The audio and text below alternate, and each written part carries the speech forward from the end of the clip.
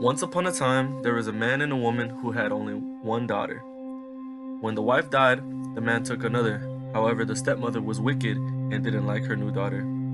One day, the father went off on a trip and the mother sent the girl to her aunt to fetch her a new blouse that would be sewn by the stepmother's sister. The sister was secretly Baba Yaga, the wicked witch.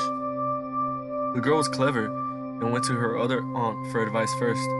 The girl told her aunt what she had to do, and the aunt prepared her a basket and told her what she must do.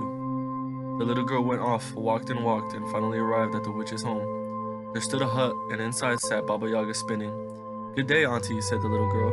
"Good day, dearie," the witch replied. "Mother sent me for a blouse," said the girl. "Very well," Baba Yaga said, "sit down and weave." The girl sat down. Then Baba Yaga went out and told her serving maid to go and heat up the bathhouse and give my niece a good wash. I want to eat her for breakfast. The maid did as she was bid, and the poor little girl sat there petrified, begging, "Oh, please, dear serving maid, don't burn the wood. Pour water on instead and carry the water in a sieve." And she gave the maid a kerchief from the basket her aunt gave her. Meanwhile, Baba Yaga was waiting. She went to the window and asked, "Are you weaving, dear? Are you weaving?"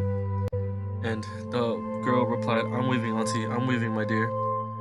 When Baba Yaga moved away from the window, the little girl gave some ham from the basket to the cat and asked her whether there was any escape. The cat replied, "Here is a comb and a towel. Take them and run away. Baba Yaga will chase you. Put your ear to the ground, and when you hear her coming, throw the towel and a wide, wide river will appear. If she crosses the river and she starts to catch up to you, put your ear to the ground again, and when you hear her coming close, throw down your comb, and a dense forest will appear. She won't be able to get through that."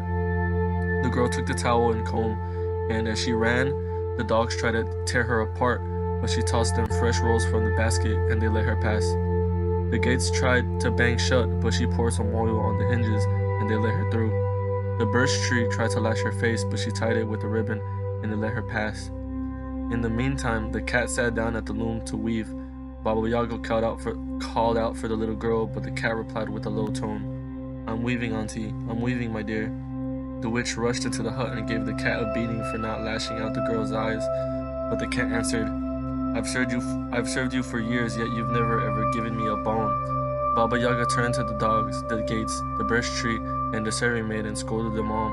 But they each said they received something from the girl, and yet from Baba Yaga nothing. She went out to chase the girl with her broom, and the girl made the river and the dense forest appear from the cat's comb and towel. After she got away, she saw a white knight and horse.